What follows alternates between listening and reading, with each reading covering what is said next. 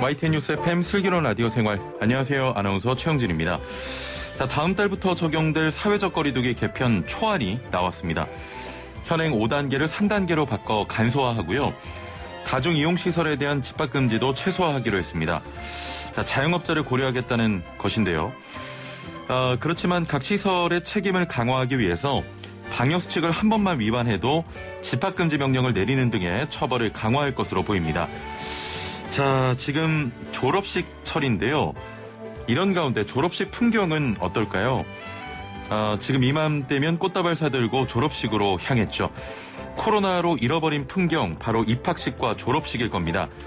이처럼 코로나19가 장기화하자 비대면 졸업식도 자리를 잡았는데요. 일부 학생들만 학사모와 가운을 입고 개별적으로 졸업사진을 찍기도 하고요. 축하 영상으로 졸업식이 대체되고 있습니다. 자, 대규모 인원이 모여서 졸업사진을 찍던 관행, 이제 옛날 일이 됐군요.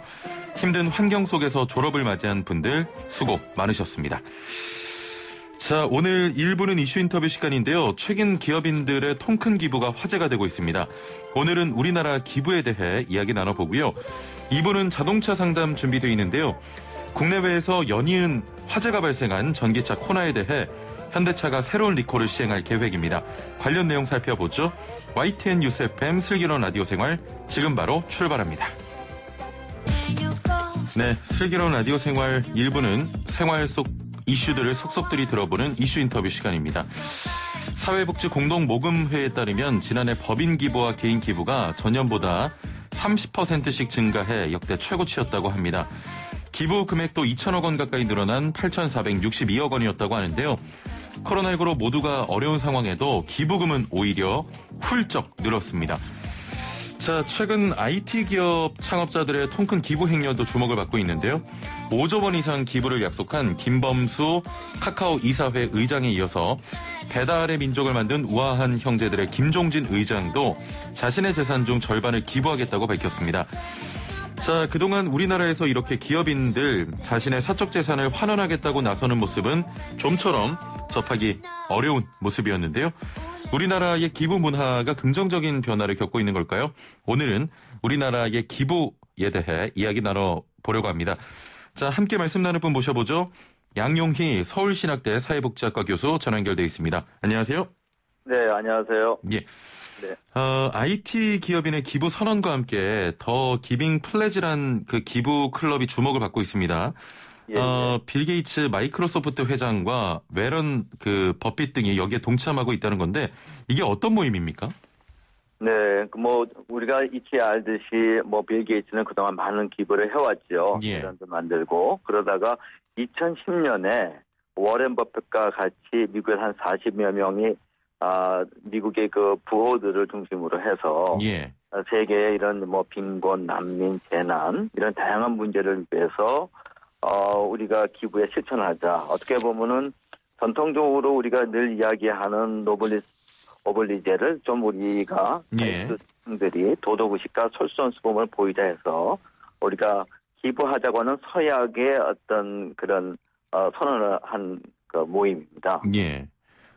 가입할 수 있는 조건 같은 게 있습니까? 거기는 이제 작은 기부보다는 이제 좀 부호들이 참여를 하기 때문에요. 예. 한 10억 달러 이상의 재산을 소유하고 있는 사람이니까 오늘 한 1조 정도 되겠죠. 예. 그 재산의 50%를 이제 기부하겠다고 약속을 했습니다. 예. 그러니까 재산이 많을수록 사실 쉽지 않겠죠. 만일 10조가 있다 그러면 5조 정도 해야 되겠죠. 예, 네. 예. 네. 일단은 기부 금액이 어마어마한 그런 모임이고요. 네네. 이 모임을 통해서 기부 선언하는 게 이게 어떤 의미가 있는 겁니까? 강제성이 있거나 하는 건 아니잖아요. 물론 그건 자발적으로 참여하고요. 예. 그래서 이제 이 운동을 위해서 이제 빌 게이츠가 전 세계의 많은 그 부호들에게 동참을 권유했습니다. 예. 그래서 지금까지 한 25개국의 그 부호들이 이제 한 200여 명의 부호들이 참여를 했습니다. 예. 근데 보면 이제 나이를 보면 한 30대에서 90대까지 최근에 이제 IT라는 기업을 통해서 새로 이제 부를 창출하는 젊은 부호들도 있기 때문에 예. 젊은 사람부터 나이 많은 사람까지 자발적으로 이제 참여하고 연령층은 굉장히 다양하고요. 네, 네, 다양한 연령층이 참여하고 있죠. 네. 예. 한국인 최초로 기부자 등록이 됐다고 하는데, 네네네. 그만큼 아직 우리나라에서 기부가 좀 덜 활성화됐다 이렇게 봐야겠습니까? 우리나라가 이제 사실 지난 10여 년 사이에 우리가 2000년을 전후해서 예. 우리나라 기부가 많이 발전을 했습니다. 좀 전에 그 아나운서 분이 말씀하셨듯이 사회복지 공동모금에 비롯해서 예. 많은 모금단체들의 모금 활동이 아주 활성화되면서 기부금 규모가 엄청나게 늘었어요. 그래서 이제 국세청 통계를 보면 한 10여 년 사이에 거의 한 4배 정도가 늘었거든요. 그게 한 2013년, 14년 기준으로 한 14조까지 올라갔는데, 왜 제가 2013년, 14년이라고 하면 말씀을 드리냐 하면은 2000년부터 그냥 세계에서 유례가 없을 정도로 급상승을 했거든요. 예. 한 2조 1999년도 통계가 아마 2조 9천억 정도 됐는데 14조가 됐으니까는 뭐 십몇 년 만에 엄청나게 늘어난 거죠. 예. 그 이후에는 이제 기부가 더 전체 규모로 늘지 않고 뭐 13조, 14조 요 규모에서 지금 좀 정체되어 있는 상태다 그렇게 말씀드릴 수 있습니다. 예, 그렇군요. 예, 사실 우리나라에서 그 기업이나 재벌의 기부라고 하면은 네. 뭔가 사회 환원이나 뭐 책임을 다한다 이런 것보다는 이미지 쇄신을 위해서 좀 어쩔 수 없이 한다 이런 약간 느낌이 강했거든요. 뭐 이제 사실 그런 면이 없잖아 있죠. 그러니까 이제 기업은 하는데 기업을 운영하는 그 개인이 해야 되는데 개인보다는 이제 기업이 이제 하기 때문에 아마 그런 얘기가 좀 나왔던 것 같고요. 그래서 이제 사실 우리나라도 처음에 이 개인이 기부를 안 한 건 아닙니다. 세계 기부 역사에 보게 되면은 우리가 잘 아는 그 유일한 박사님 같은 경우에는 사실 우리가 일제 강점기에 어떤 이제 기업을 시작을 하셔서 자기의 전 재산을 기부하신 분이거든요. 사실 자녀들한테 거의 뭐 남겨놓지 않고 다 기부를 하신 그런 훌륭한 이제 기부본을 이제 보여주셨죠. 네네. 그동안 사실 우리나라에서 돈이 많아야 기부한다 이런 인식이 좀 많았는데 요즘에는 약간 이런 인식도 좀 바뀐 것 같아요. 어떻습니까? 네, 뭐 최근에는 이제 우리나라 사람들이 이제 뭐 국민소득도 올라가고 뭐 국민의식도 좀 이제 우리가 발전하면서 이제 우리나라도 이제 기부 문화라고 하는 것이 이제 보편화되고 있는 건 사실입니다. 또 이 기부라고 하는 것은 꼭 물질적인 것뿐만이 아니라 자원봉사도 하나의 나눔의 형태이기 때문에 우리나라가 이런 부분이 굉장히 이제 뭐 많이 기부 문화가 좋아지고 있는데요. 그다음에 우리 아나운서분이 말씀하셨듯이 좀 더 우리 사회의 그 지도자층의 솔선수범한 기부가 좀 약했던 건 이제 사실이죠. 이번에 통 큰 기부 가 나오면서 이런 그 대표들의 기부 선언들이 좀 잘 이어진다면 우리나라 기부 문화가 좀 바뀔까요? 저는 사실 저도 어제 이렇게 신문 보도를 보고서 굉장히 좀 놀라기도 하고 반갑기도 했습니다. 왜냐하면은 우리나라가 사실 지난 10여 년 사이에 그 젊은 분들이 IT 기업을 통해서 많은 부를 창출했죠.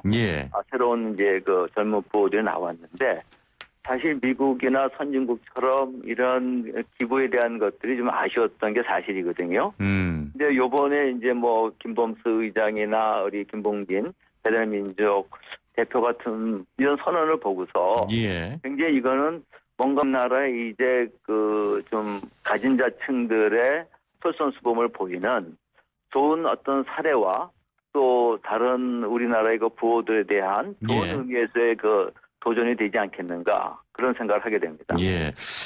조금 전에 외국의 기부 문화가 좀 부러웠다 이렇게 말씀하셨는데 한 애청자분 4471번님께서는 미국은 기부하면 세금 감면해 주죠. 우리나라도 세금 감면 제도가 있나요? 그것 때문에 물론 있습니다. 있군요. 네, 우리나라도 이제 개인이 내는 경우에는 기부 금액이나 기부 방식에 따라서 조금 차이는 있는데요. 적게는 한 15%에서 30%까지 자기가 내는 기부금에 세액 공제를 해주고 있습니다. 연말정산 때 다. 예. 네. 그렇습니다.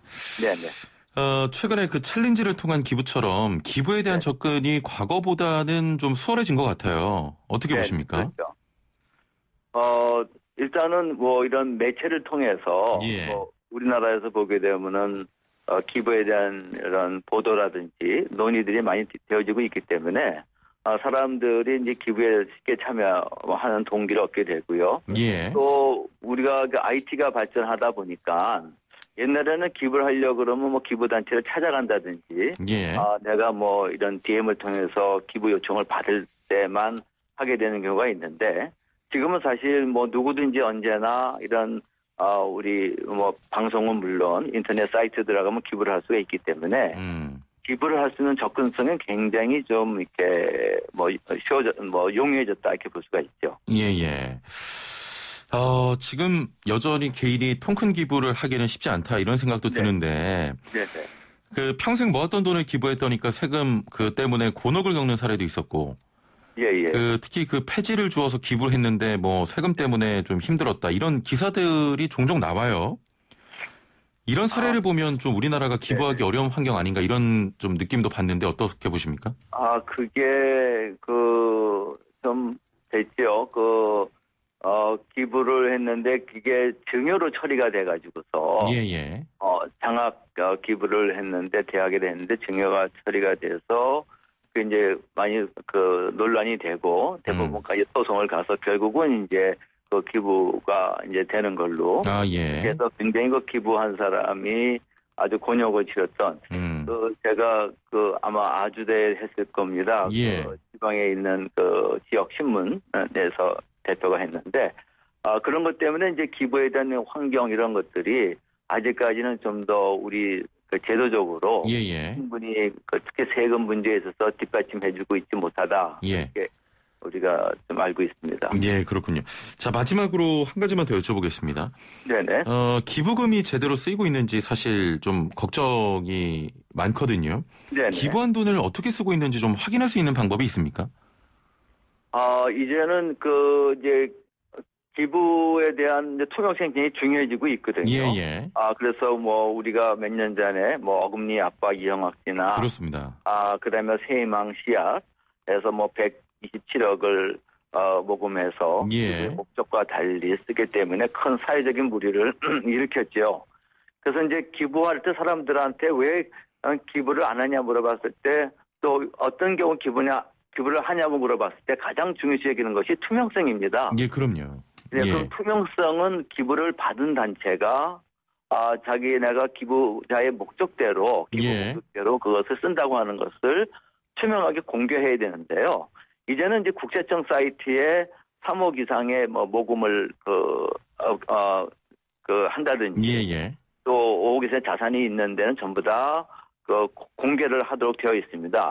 그래서 기부금 쓰여진 걸 이렇게 할 수 있도록 되어 있고요. 그 다음에 기부를 하기 위해서는 이제 기부 규모에 따라서 지자체나 행자부에다가 이렇게 등록을 하도록 되어 있죠. 예, 알겠습니다. 자, 교수님 오늘 말씀 여기까지 듣겠습니다. 감사합니다. 네. 예, 지금까지 양용희 서울신학대 사회복지학과 교수와 함께했습니다. 네, 슬기로운 생활을 위한 생활백서 오늘은 화성시 소식 준비했습니다. 자, 오는 26일부터 시작되는 아스트라제네카 코로나19 백신 접종을 앞두고 화성시에서는 어떤 준비를 하고 있는지 살펴보고요. 또 화성 시민의 편리한 발이 돼주고 있는 무상교통, 버스 공영제에 대해서도 자세히 살펴보겠습니다. 자, 그럼 함께 말씀 나눌 분 모셔보죠. 서철모 화성시장 스튜디오에 나와 계십니다. 안녕하세요. 안녕하세요. 예, 아침부터 이렇게 라디오 방문해 주시면 감사드리고 오시는 길 괜찮으셨습니까? 네, 조금 막혔으나 다른 때보다 특별히 막히진 않았습니다. 예.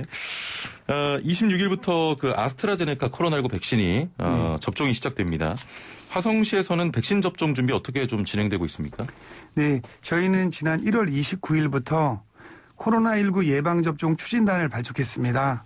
그리고 또 시민사회단체와 지역 의료 관련 단체랑 협의체를 만들어서 지역 의정협의체를 만들어서 어제도 첫 회의를 했거든요.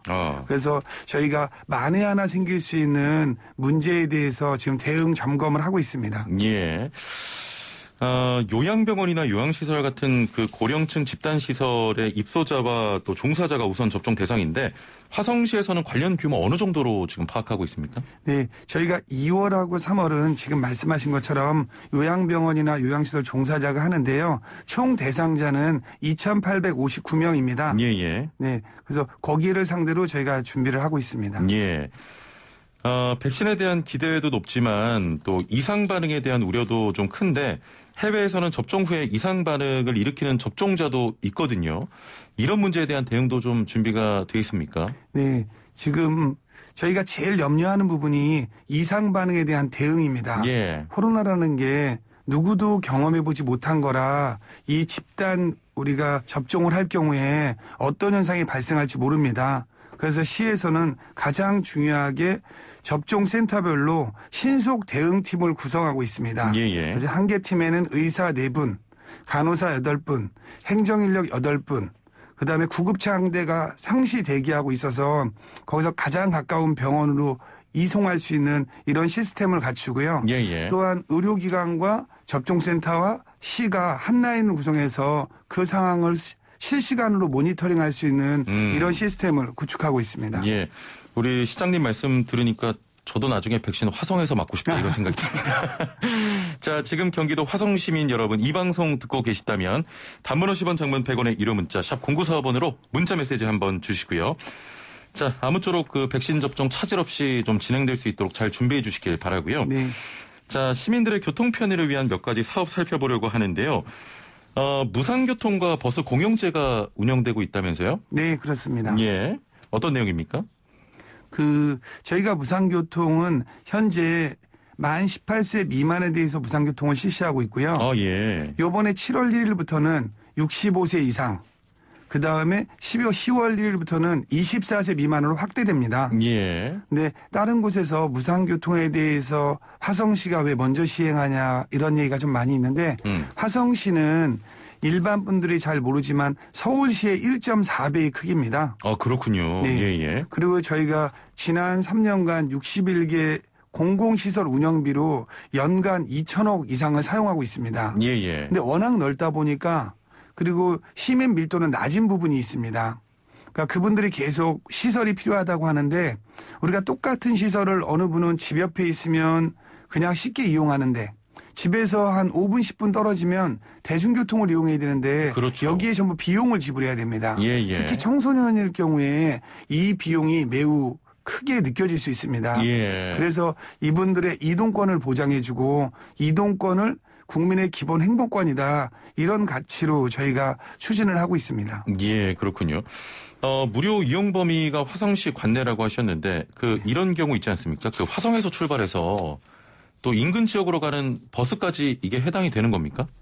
현재 상태는 화성시에서 탑승을 해서 화성시에서 내릴 때에만 해당이 됩니다. 예. 근데 저희가 이게 조금 진행이 되고 나면 인근 오산이라든가 수원, 화성시 분이 제일 많이 가는 곳이 오산, 수원, 안산입니다. 예. 근데 금년에 안산도 65세 이상은 무료로 하기로 확정을 졌습니다. 예. 그러면 이제 인근 지자체랑 협의를 해서 그 비용을 어떻게 분담할 거라는 논의가 필요하기 때문에 우선은 화성시 관내에서 먼저 진행을 하고 예. 인근 지자체가 확산이 되면 서로 연계해서 인근 지자체까지 확산할 계획을 갖고 있습니다. 예, 시민들의 이동권을 또 보장하는 아주 좋은 정책 같습니다. 지난해 11월부터 운행해서 이제 곧 있으면 반년 정도가 되지 않습니까? 네. 혹시 이용객들의 반응은 어떻습니까? 현재는 18세 미만 청소년을 상대로 운영을 하고 있습니다. 예. 근데 반응은 매우 좋은데 아직까지는 예상보다 다 일반인들이 적다고 평가를 합니다. 그 이유가 18세 미만의 주로 이용객이 중학생하고 고등학생입니다. 예. 근데 작년에는 코로나로 인해서 학교를 거의 안 갔습니다. 그렇죠. 예. 그러기 때문에 이게 체감으로 예상했던 것보다 크게 학생들은 못 느끼고 있는데 아무래도 버스 탈 일이 좀 적다 보니까 훨씬 적어졌죠. 예. 그럼에도 불구하고 저희는 이게 좀 반응이 좋다고 하는 게 저희가 화성시에 평상시에 대중교통을 이용하는 아동 청소년이 10% 규모인 12,200명 규모입니다. 근데 저희가 이 카드를 접수받고 신청자를 받은 거는 그 2배가 넘는 26,600여 명이 예. 신청을 했습니다. 그리고 그분들이 이제 본인들이 사용한 요금을 돌려받기 시작을 했죠. 저희가 시스템이 한 2달 동안 사용한 게 다음 달 25일 날 현금으로 지급해 주는 방식입니다. 아, 일단 시민들이 먼저 요금을 내고 네. 그다음에 이제 받는 거군요, 돈을. 예, 시민들이 자기 교통카드에다 충전을 해서 쓰고 그러면 저희가 자동 전산으로 화성 관내에서 이용한 금액의 만큼 다음 달 그렇군요. 25일 날 페이백을 해드립니다. 예. 그러다 보니까 이제 이걸 받은 사람들의 입장에서는 뭐 2만 원이든 3만 원이든 매우 요긴하게 쓸 수 있는, 특히 청소년들은 그거로 자기가 문화생활도 할 수 있고, 지금은 코로나 약간 위축돼서 상대적으로 이제 도서 구입 이런 쪽으로도 할 수 있고, 예. 또 부모님들은 그거로 용돈을 좀 적게 줘도 되니까 그분들은 매우 반응이 그렇죠. 좋습니다. 예. 굉장히 좋은 정책 같습니다. 지금 그 화성 시민들께서 좀 문자를 보내주고 계신데요. 몇 가지 소개를 해드리겠습니다. 4471번님께서는 이름이 화성인 것처럼 지구를 포함한 전 우주에서 최고의 도시로 거듭나길 바란다고 하셨고요. 1806번님께서는 화성시 아파트 청약에 당첨이 됐대요. 서울시 1.5배 화성시 언제나 파이팅이라고 또 응원의 메시지 보내주셨고요. 6976번님께서는 시장님 YTN에서 만나다니 반갑습니다. 청취자님들 살기 좋은 화성 산책길로 좀 놀러 오라고 하시는데 당성 산책길이라는 게 있습니까? 네, 그렇습니다. 저희 당성이 있는데 지금은 현재 중단이 좀 돼 있습니다. 코로나로 인해서 저희가 이제 관광지 이런 거를 좀 폐쇄한 부분이 좀 많습니다. 그렇죠. 예. 네. 그래서 지금 당장 산책길에 오시면 산책하기가 좀 어렵고 저희가 산책로를 개방하면 이 코로나 환경에 맞춰서 다시 홍보드리도록 하겠습니다. 알겠습니다. 자, 지금 무상교통과 함께 버스 공용제도 운영이 되고 있는데요. 이게 좀 어떤 차이가 있습니까? 예, 무상교통이라는 거는 저희가 정해진 층에 대해서 그냥 대중교통을 이용하면 돈을 페이백해주는 형태입니다. 예. 버스 공영제는 그거와 다르게 대중교통으로 소외된 지역들이 있습니다. 예를 들면 화성은 농촌도 있고 어촌도 있고 또 도심 지역도 있습니다. 근데 농촌 같은 데들은 버스가 하루에 몇 대 다니지 않습니다. 워낙 넓다 보니까. 근데 일반 버스 회사에서는 적자를 이유로 그런데 교통을 감축하거나 특히 요새 코로나로 버스 이용객이 줄어서 뭐 노선을 폐쇄하고 이런 현상이 발생하고 있습니다. 그래서 작년에 저희가 화성시가 버스 회사를 설립해서 공영제화해서 이 대중교통에서 소외된 지역에는 돈의 이득 이걸 따지지 말고 시민의 이동권을 보장이라는 차원에서 버스를 넣어주자. 근데 민간 기업에서는 안 들어가니까 우리가 공영제를 추진해서 그런 소외 지역에 버스를 다니게 해서 현재는 28개 노선 45대가 작년에 다녔고요. 금년에도 또 추가 노선을 확대해서 저희가 한 330대까지 버스를 늘릴 계획을 짜고 있습니다. 자, 시장님 말씀 좀 더 듣고 싶은데 시간이 벌써 다 됐습니다. 짧게 YTN 라디오 애청자 그리고 화성 시민들을 향해서 말씀 한 번만 부탁드리겠습니다. 모든 분들이 코로나로 힘든 시기를 보내고 있습니다. 하지만 이 터널의 끝도 코로나 예방접종과 함께 사라질 겁니다. 저희가 조금 더 희망찬 한 해가 되고 이웃과 함께 미소 짓는 한 해 보내시기 바랍니다. 감사합니다. 알겠습니다. 자, 앞으로 또 우리 시민들을 위해서 열심히 뛰어주시길 바라고요. 저희가 종종 또 모시겠습니다. 오늘 말씀 감사합니다. 고맙습니다. 자, 지금까지 서철모 화성시장과 함께했습니다. 네, 1부 마치고요. 57분 날씨와 교통정보 듣고 11시 정각 2부에서 뵙죠. 슬기로운 라디오 생활 2부 생활에 도움이 되는 숫자 뉴스로 시작합니다. 먼저 제가 뽑은 첫 번째 숫자는 3입니다.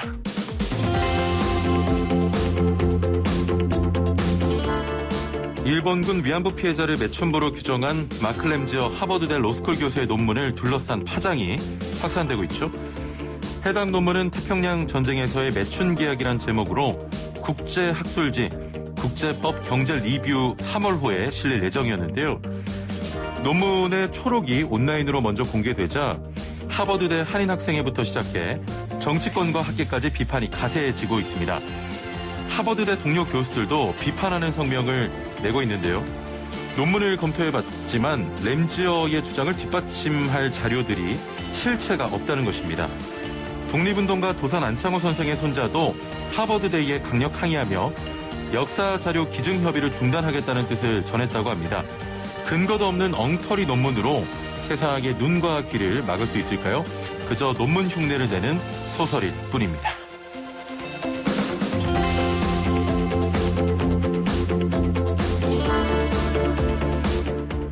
두 번째 숫자 역시 3입니다.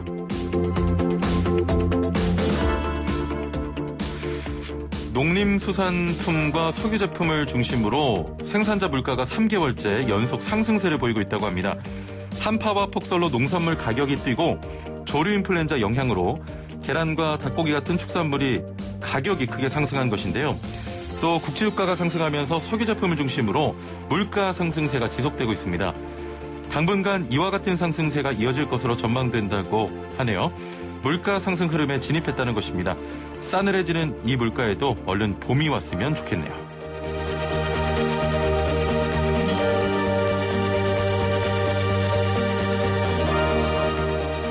세 번째 숫자는 3만입니다. 현대자동차가 국내에서 판매한 코나 일렉트릭 전기차 3만여 대 배터리 전량 교체 여부를 오늘 발표할 예정입니다. 코나 전기차는 지금까지 국내에서 11건, 해외에서 4건의 화재가 발생했었죠. 그간 화재 원인을 두고 현대차와 배터리 제조사인 LG 에너지 솔루션이 갈등을 빚어왔는데요. 새 배터리로 교체하는데 약 1조 원을 투입할 것으로 전망됩니다.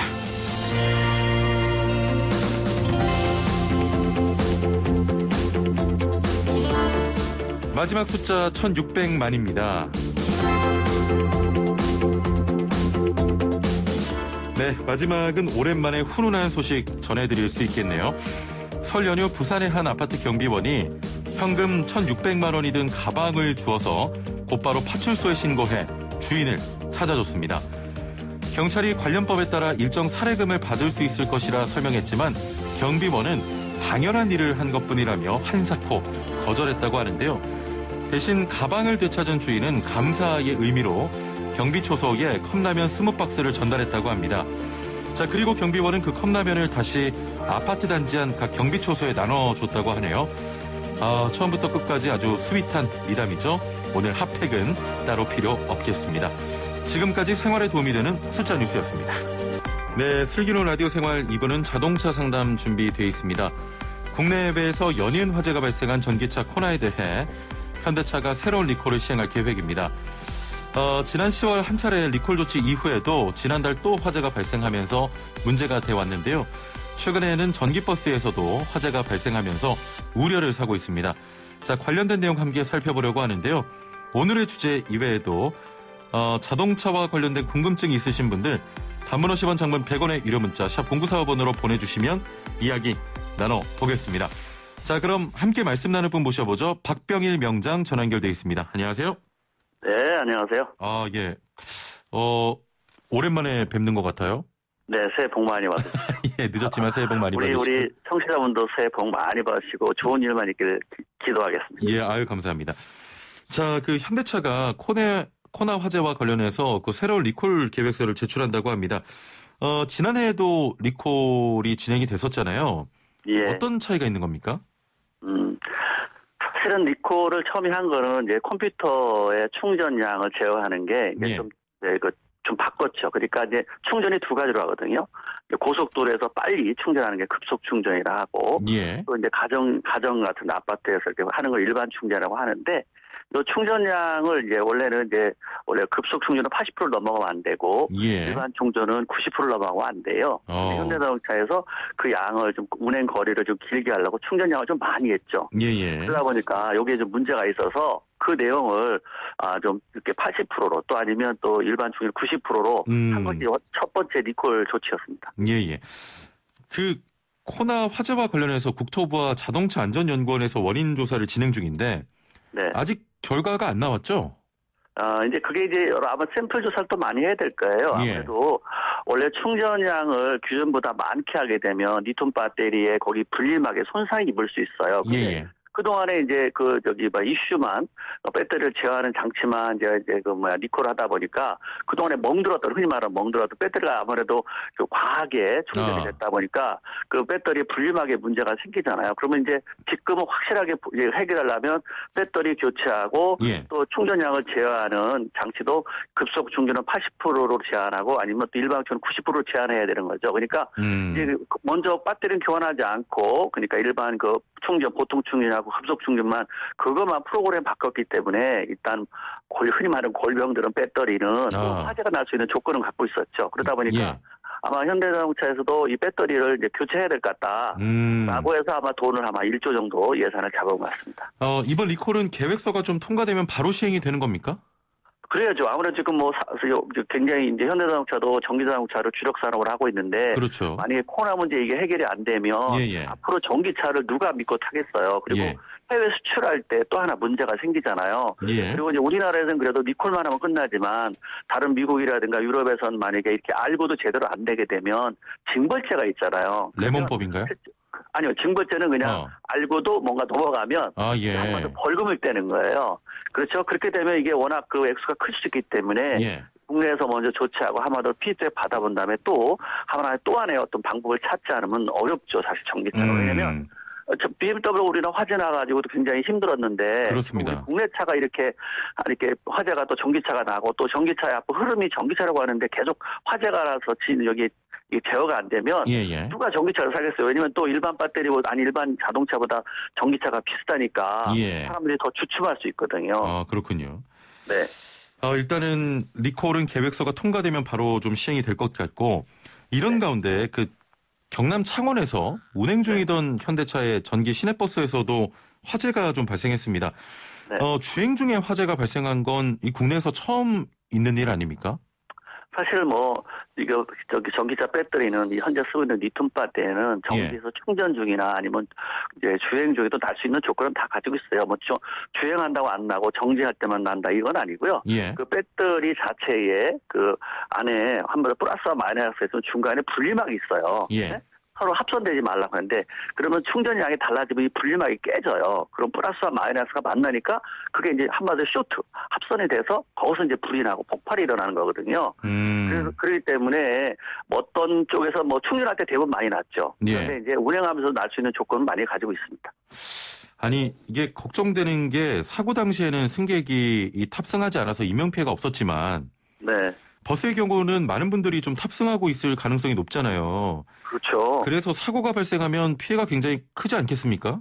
그래서 이제 현재 다른 나라도 우리나라도 그렇고 이제 샤시 플랫폼을 바꾼다는 거 아닙니까? 왜냐면 이 화재 나서 이렇게 하는 것보다 실제로 큰 충격 받았을 때 탑질이 크게 대형 사고 났을 때 배터리가 압축이 되면 배터리가 폭발할 수 있거든요. 이런 거가 더 무섭다는 거죠. 그래서 지금 원래 기존 자동차 차체에다가 배터리만 실었는데 그 플랫폼 가지고는 아무래도 충돌 사고 나면 좀 불안하다 해서 다시 플랫폼을 만들어서 이제 제어하려고 하는 것 같습니다.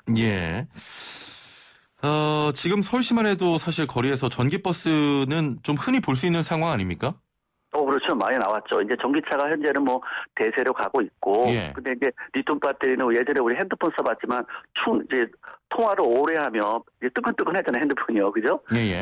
마찬가지예요. 이 자동차 쓰는 배터리도 리튬 배터리이기 때문에 계속 충전을 돌아가게 되면 거기서 열을 받게 되고 또 그 안에 분리막이 깨지게 되면 화재도 날 수 있고 폭발할 수 있기 때문에 어떤 이 리튬 배터리는 쓰는 한 어쨌든 화재라든가 폭발의 위험은 있어요. 그래서 메이커에서도 요새 전 세계가 전고체 배터리나 황 배터리를 좀 개발하려고 하는데 전고체 배터리는 아무래도 2030년 정도 돼야지 좀 멀었네요. 나오겠다 하니까 그동안에는 리튬 배터리 쓸 수밖에 없거든요. 그러면 리튬 배터리에 대한 안전과 관련된 것은 정부나 기업이나 소비자가 그 내용을 잘 알고 조치할 필요가 있겠죠. 전기차 보면 배터리가 좀 차의 아래쪽에 있지 않습니까? 네, 아래쪽에 있죠. 버스도 마찬가지인가요? 버스도 마찬가지입니다. 그러면 혹시 워낙 배터리가 무거우니까 하체 밑으로 해야지 중심을 잘 잡을 수 있기 때문에 밑으로 갈 수밖에 없습니다. 그러면 이제 방지턱 같은 거 좀 넘을 때 그 배터리가 조금 충격이 가해진다면 위험하지 않습니까? 그렇죠. 그게 이제 지금 저번에도 예. 어떤 게 몇 군데 차들이 있었는데 기존의 차는 차체 바닥면하고 한 25cm에서 30cm 정도가 높이가 있어요. 예. 근데 전기차는 16에서 17cm밖에 안 되기 때문에 둔터 이렇게 방지턱이 넓은 데는 천천히 지나가는데 빨리 지나가게 되면 그 케이스가 깨지게 되고 그 케이스로 깨지게 되면 배터리까지 충격 올 수 있는 아주 단점을 가지고 있습니다. 예, 그렇군요. 그 해당 사고도 배터리가 탑재된 쪽에서 화재가 발생했다고 알려져 있는데 네. 전기버스 화재도 이번은 뭐 처음은 아닙니다. 기존에 운행 중인 전기버스도 좀 모니터링이 필요하지 않겠습니까? 그렇죠. 아무래도 그동안에 내연기관의 자동차 관련된 어떤 고장이라든가 이거는 그동안에 많은 피드백에서 예상치가 어떤 고장이 난다, 어떻게 뭐가 문제됐다 이런 거는 일반 누구나 다 많이 알고 있었지만 전기차가 나온 지 얼마 안 돼 있고 요새 이제 뭐 화재가 일어나고 하니까 그런 여러 가지 경험치가 좀 부족하잖아요. 그다음에 거기에 대한 전기차를 제어하는 알고리즘 문제도 아무래도 그 노하우가 전 세계적으로 좀 부족한 부분이 많기 때문에 앞으로 조금 더 세심하게 정부나 기업에서 관심을 가져야 될 거 아닌가 생각하고요. 또 소비자 또한 내가 충전량을 급속 충전을 80% 이상 하지 않는다. 일반 충전 90% 이상 하지 않는다. 될 수 있으면 급속 충전보다는 일반 충전해야지 배터리가 안전하다라는 사실을 조금 이제 그 사람들이 알았으면 좋겠어요. 근데 메이커는 그 말을 못 하잖아요, 솔직히. 급속 충전하면 좀 아무래도 뭐 화재나 폭발의 위험이 있습니다. 됐으면 일반 충전을 하세요. 이 말하기가 좀 어렵잖아요. 무거운 말이잖아요. 그렇기 때문에 그렇게 되면 전기차가 나한테 좀 위험하나 이런 생각을 할 수 있기 때문에 메이커는 못 하는 거죠. 그렇다면 일반 사람들이나 어떤 뭐 기자님들이나 우리가 전문가들이 이런 얘기를 해줘야 되는 거죠. 관리하는 방법. 왜냐하면 전기차가 단점만 있는 게 좋은 장점이 있잖아요. 환경에도 좋고 그렇죠. 안 나고 여러 가지가 있는데 단점은 화재와 폭발의 위험이 있기 때문에 우리가 대신 환경을 생각하는 마음으로 너도나도 관리하는 방법에 대해서는 우리가 좀 솔직한 마음으로 서로 정보를 공유하고 알아야 되지 않을까 생각합니다. 알겠습니다. 좋은 말씀 감사드리고요. 지금 보이는 라디오 오시면 박병일 명장 전화 연결 중이지만 보이는 라디오 유튜브에 우리 박병일 명장 사진이 있는데 꽃받침 손, 이게 손을 턱에 이렇게 댄 사진인데 혹시 이 사진 아세요? 제가 잘 모르겠습니다. 밖에서 굉장히 귀엽다고 지금 하시는데 자, 보이는 라디오로 우리 박병일 명장의 꽃받침 손 확인 가능하고요. 자, 자동차 상담 받습니다. 단문 50원, 장문 100원의 유료 문자 샵 0945번으로 자동차 관련된 상담 고민 보내주시면 박병일 명장께서 바로바로 해결해 드리겠습니다. 먼저 9955번님께서는 환경오염 때문에 전기차를 만들었는데 나중에 배터리 수명이 다한다면 그 배터리가 쓰레기로 환경오염이 된다는 말을 들었습니다. 맞는 건가요? 라고 하셨거든요. 환경 쓰레기는 되지 않고요. 그래서 아직까지는 그런 활용하라든가 리사이클이라든가 어떤 재생 방법에 대해서 어떻게 어떻게 할 거냐, 활용할 거냐는 아주 구체적으로 나와 있지는 않지만 정부에서 요즘 또 대학교라든가 해서 연구기관에서 활발하게 움직이고 있기 때문에 지금은 배터리는 정부 거예요, 사실 폐차가 되더라도. 그렇군요. 그래서 폐차장에서도 이제 모아서 이제 하고 있는데 그렇게 가만히 놔두면 맞아요. 쓰레기나 이제 한마디로 환경 환경 폐기물이 될 수 있지만 그걸 재활용하는 방법에 대해서 여러 연구기관이나 기업 또 정부에서 관리하고 있으니까 우리가 생각하는 그런 일은 일어나지 않을 거라고 봅니다. 알겠습니다. 크게 염려 안 하셔도 될 것 같고요. 0847번님, SM5 몰고 다니는데 얼마 전에 낚시 가서 비포장 산길을 가다가 큰 돌을 밟아서 자동차가 덜컥했거든요. 그 뒤로 안전턱 같은 걸 넘을 때마다 삐그덕거려서 정비소에 가니까 쇼바는 멀쩡한데 겨울이라 삐그덕거리는 것 같다고 하더라고요. 이게 맞는 소리일까요? 라고 하시면서 차량 하부에서 파워 오일이 약간 누유된 것 같다고 하는데 바로 바꿔야 될까요? 라고 또 하셨습니다. 파워를 조금 세는 거는 상관없어요. 웬만하면 거기에 이제 튜브가 있는데, 부트가 있는데, 그거 좀 셀 수 있는데, 많은 양이 흐른다면은, 이제 수리를 해야 되겠지만, 조금 흐르는 건 아직까지는 보충할 정도가 아니면 써도 되고요. 또 어떤 요철부위 지나면서, 둔턱부위 난다 지나면서, 어떤 부딪혀가지고 소리가 나는 것들은 계속 나게 돼 있죠. 근데 만약에 가끔씩 나거나 이렇게 되면 밑에 볼트라든가, 부싱 상태라든가, 고무 마운팅들이 만부돼서 그래요. 간극이 커졌기 때문에. 그러면 이 소리를 간단하게 잡는 방법이 있어요. 이제 차체를 떠놓고 한번 4주식 리프트 떠놓고 19mm에서 22mm를 한 20개 정도 될 거예요. 총 그걸 풀었다가 3바퀴 4바퀴 정도 풀었다가 차를 상하로 움직인 다음에 다시 조이면 웬만한 잡소리는 다 잡힙니다. 근데 이게 일반 운전자가 좀 하시기는 어렵지 않겠습니까? 이거는 이제 왜냐면 단골업소를 이때 이용하는 거죠. 아, 그렇군요. 단골이 좋다는 게 이런 거잖아요. 엔진을 갈러 갈 때 엔진을 예. 갈면서 하면 정비사들이 그 정비사들은 손에서는 되게 뭐 한 10분 안에 끝나는 일이기 때문에 그 예. 볼트 풀었다 조였다 하는 거는 다 도와줄 수 있어요. 이래서 단골이 좋은 거죠. 예. 그래서 단골업소에 가서 그다음에 이제 그렇게 얘기를 하면 정비사들은 다 알아요. 아, 그렇군요. 이제 날씨가 따뜻해져서 이제 봄이 되잖아요. 예. 그러면 겨울에 움직였던 밑에 볼트라든가 고무라든가 아마 움직임이 달라졌을 거예요. 자동차도 겨울을 싫어합니다. 굉장히 사람도 몸이 움츠린 것처럼 자동차 부분도 움츠렸단 말이죠. 그래서 예. 볼트들을 풀렀다가 차를 상하로 움직인 다음에 조여주는 거는 소리가 나든 안 나든 굉장히 좋아요. 만약에 나던 차는 줄일 수 있는 거건 안 나던 차들도 더 오래 소리가 안 나게 할 수 있는 방법이다. 이렇게 아시면 돼요. 예, 그렇군요. 일단은 지금 큰 돌을 밟아서 자동차가 덜컹거리고 그때마다 좀 삐그덕 소리가 난다고 하는데 그 영향일 수도 있겠네요. 약간의 뭐 그런 영향은 있을 수 있겠죠. 예, 일단은 자동차가 하체에 이렇게 부딪혀서 웬만한 거에서 다 견딜 수 있도록 튼튼하게 구조로 되기 때문에 우리가 뭐 박스로 자동차 만든 건 아니잖아요. 예, 그래서 그런 부분은 뭐 크게 염려는 하지 마시고요. 소리가 나는 거나 냄새가 나는 건 어쨌든 이상 징후를 말하는 거니까 정비업소에 가서 한 번쯤 확인하는 게 좋죠. 우리 뭐 이런 말 있잖아요. 야근 약사에게 병원 의사에게 자동차 고장 나는 거는 정비사한테 가서 확인하는 게 제일 좋아요. 알겠습니다. 예. 자, 6099번님께서는 명자님께 드릴 질문 수준이 아니어서 좀 망설였는데 제가 운전 경력 15년 차인데도 잘 몰라서요.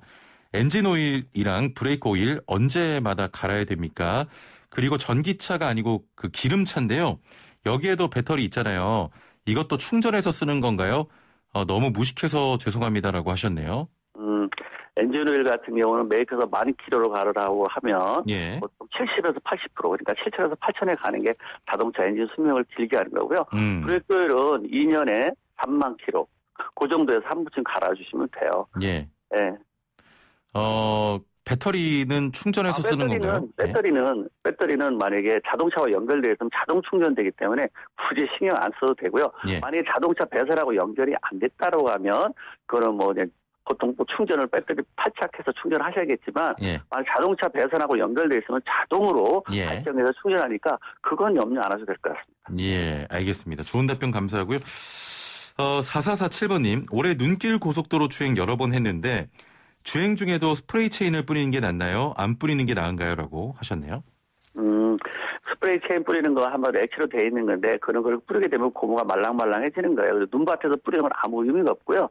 만약에 도로가 얼었을 때 빙판길에 차가 슬립하게 되면 그 타이어에다 뿌리게 되면 약간의 고무가 약간의 딱딱한 게 물렁물렁해져요. 그래서 거의 탈출하는 거예요. 그러니까 빙판길에서 탈출할 때 모래 뿌려도 되는데 그런 게 없으면 이제 스프레이 뿌려서 하는 거잖아요. 그때 빙판길에서 쓰는 거지 눈이 왔을 때 쓰는 건 아니다라고 말씀드리고 싶습니다. 예, 알겠습니다. 자, 자동차 관련해서 고민이 있거나 궁금한 점 있는 분들 단문 50원 장문 100원의 유료 문자 샵 0945번으로 지금 서둘러서 보내주시면 박병일 명장이 바로바로 그 고민을 해결해 드리겠습니다. 6318번님, 얼마 전에 눈 오는 날 내리막길에서 브레이크를 잡는데 드르르륵 소리가 나면서 계기판에 자동차 뒤로 물결 무늬가 있는 표시가 뜨더니 사라졌습니다. 멈췄다가 다시 출발하니까 괜찮아졌는데 이거 왜 이러는 걸까요? 라고 하셨네요. 그건 이상이 없어요. 만약에 계속도로 들어오게 되면 문제가 있는데 들어왔다 나가면 그럼 이제 안 들어오면 괜찮은데요. 차가 달리다가 브레이크 밟으면 왼쪽과 오른쪽에 슬립량이 좌우측에 차이가 생기면 이상이 있네. 원래 표준차하고 안 맞네 해서 경고등 들어오는 거예요. 근데 다시 주행해 보니까 다시 오른쪽과 왼쪽 서로가 잘 맞으니까 꺼진 거거든요. 그렇기 때문에 그거는 이상한 것이 아니라 원래 차이가 나면 들어왔다 나갔다 합니다. 계속 들으면 고장이지만 들어왔다가 또 이제 꺼져버리면 이상 없습니다. 예. 그 브레이크를 밟을 때 드르르륵 소리가 제 차가 요즘 자꾸 나거든요. 문제가 있는 겁니까, 브레이크에? 브레이크 밟을 때 소리 나는 것도 한번 점검해야 되는데 내리막길에다가 경사질 때 브레이크가 끄끄끄 나는 거는 라이닝하고 거기 드럼 마찰 때문에 나는 거니까 그건 이상이 없는 것이고요. 예. 계속적으로 난다라 하면 이제 문제가 있는데 약간 경사지거나 언덕 올라가거나 이럴 때 나면은 이제 그때 점검을 해야 돼요. 근데 또 이렇게 쭉 평지에도 주행하다가 살짝 밟을 때 또 세게 밟을 때 하면 약간의 소리가 난다는 얘기는 예. 라이닝하고 거기 이제 드럼하고의 마찰이 다르기 때문에 나는데 큰 문제는 없어요. 계속 난다면 그거는 이제 봐야 되겠고 제동력이 달라졌다면 봐야 되겠지만 잠깐 나는 거는 괜찮습니다. 예. 자, 1678번님 유리막 가니시 코닝 주기 1년 정도에 한 번씩만 하면 될까요? 라고 하셨네요. 사실 굳이 하지 않아도 돼요. 요새는 와시액이 발수 코팅까지 되잖아요. 예. 와시액을 바꾸세요. 그냥 기존적으로 하지 말고 와시액 발수 코팅제로 바꾸시는 게 더 편할 것 같습니다. 예. 2107번님 주행 전에 예열 꼭 해야 되는 겁니까? 기름 낭비 같아서요. 환경 오염도 되고요. 무조건 해야 됩니다. 자, 엔진 같은 경우는, 사람도 만약에 어떤 수영 다니는 사람이 앞에 준비 운동 안 하고 물속에 풍덩 들어가면 발이 지납니다. 그러다가 발이 지나는 정도가 아니라 심장이 지나면 심장마비 걸릴 수가 있어요. 그렇기 때문에 자동차 똑같습니다. 무조건 봄, 여름, 가을은 1분, 겨울에는 3분 정도 공회전 시켜서 오일이 충분하게 한마디로 흡수돼서 다 윤활이 된 다음에 출발해야지 엔진 수명이 길어요. 자동차 엔진 아침에 시동을 이렇게 워밍을 안 하거나 하면 만약에 100살까지 살 수 있는 거 70살까지 못 사는 거. 그러니까 한마디로 얘기하면 아침 시동 시에 워밍업만 하면 엔진의 수명의 30%가 없어진다. 이렇게 생각하시면 됩니다. 워밍업이 굉장히 중요하군요. 굉장히 중요합니다. 굉장히 중요합니다. 다시 한번 그 몇 분 해야 된다고요? 봄, 여름, 가을은 1분, 겨울에는 3분 정도 꼭 하시기 바랍니다. 알겠습니다. 저도 안 하고 그냥 출발하거든요. 그다음 우리는 대신 엔진만 하잖아요. 미션도 해야 돼요. 미션은 어떻게 하냐면 미션 워밍업은 처음 들어봤죠. 처음 들어봅니다. 이렇게 밟고 기아를 이제 공전 엔진이 워밍하고 있는 동안에 기아를 N에서 D로 또 한 번 잠깐 넣었다가 그래요? 후진에도 한 번 넣었다가 이렇게 넣었다가 잠깐 한 5초 10초 있다가 다시 빼서 그다음에 엔진이 워밍이 되면 그때 출발하면 미션 또한 엔진은 이제 그래서 고장이 잘 안 나요. 그러면 벌써 차가 부드럽게 나가요. 만약에 지금 요새 아침에 느낄 거예요. 엔진만 워밍하고 나가는데 차가 뭔가 변속이 안 돼서 무겁게 나갈 거예요. 그래요? 그리고 일단은 2단 넘어갈 때 뭔가 느낌이 뒤에서 잡아당기는 느낌이 있을 거예요. 근데 엔진 워밍 하는 동안에 기아를 N에서 D로, D에서 R로 이렇게 넣게 되면 그래서 한 30초, 아니 10초 정도만 있다가 가면 아마 차가 나가는 게 아마 다를 거예요. 그래서 제 말보다 진짜 내일 아침에 한번 실험을 해보세요. 저도 해봐야겠습니다. 그렇게 잘 나갈 겁니다. 예, 알겠습니다. 아니, 끝날 시간 됐는데 우리 애청자분께서 갑자기 그 상담 문자가 좀 엄청 보내고 계신데, 다음부터는 조금 일찍 서둘러서 보내주시면 저희가 상담 문자 다 소화할 수 있도록 하겠습니다. 자, 마지막으로 한 가지만 여쭤볼게요. 네. 1883번님, 주행 중에 돼지꼬리 모양 계속 깜빡거리는데 왜 그런 건가요? 라고 하셨거든요. 그건 이제 가열 장치 쪽에 문제가 있거나 그런데요. 한 번쯤 경고등이 들어온다는 얘기는 정비업소에 꼭 가야 되는데 빨간 경고등이 들어온다면 그 위험 표시고요. 노란 경고등이 들어온다면 고장은 고장인데 나 아파요. 저 고장이 있거든요. 라고 알려주는 거니까 운행하는 데는 지장 없어요. 그렇지만 만약에 이제 경고등이 들어온다는 얘기는 아프다는 신호이기 때문에 정비업소에 가서 꼭 한번 진단 받아보시는 게 좋을 듯합니다. 알겠습니다. 자, 오늘 말씀 여기까지 듣겠습니다. 감사합니다. 네, 감사합니다. 네, 지금까지 박병일 명장과 함께했습니다. 네, 슬기로운 라디오 생활 마칠 시간입니다. 오늘 자동차 상담이라 30도의 차차차 선곡했겠지 했는데 그래도 좀 신경을 썼네요. 모모랜드의 바나나 차차 전해드리면서 인사드립니다. 주말 잘 보내시고요. 저는 다음 주 월요일 찾아뵙겠습니다. 최영진이었습니다. 고맙습니다.